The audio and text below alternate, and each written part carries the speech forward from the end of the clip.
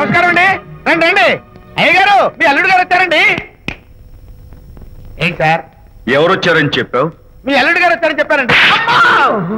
అల్లుడు గారు కాదు, మీ అయ్య గారి ఫ్రెండ్ గారి అబ్బాయి గారు వచ్చారని చెప్పు. అలాగే. ఏం చెప్తావు? అల్లుడు గారు వచ్చారండి. గుడ్.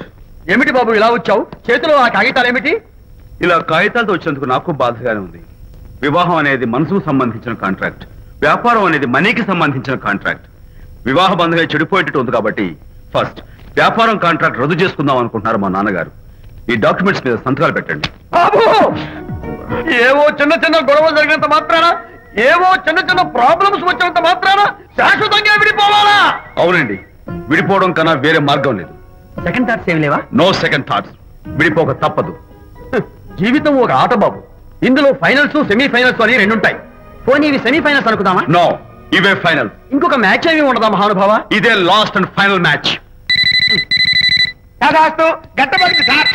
అపశకన పక్షి, ఇది ఏమన్నా శుభకార్యం అనుకున్నావా? హలో, మీ వాడు వ్యవహారం నాకు అప్ చెప్పావు కదా, నేను చూసుకుంటాను. మధ్యలో నీ ఫోన్ ఎందుకు? బెండ్ అయిపోతున్నావేమోనని. నేనే బెండ్ అవట్లేదు. బెండ్ అయ్యే ఉన్నాడు already. No no, I'm straight.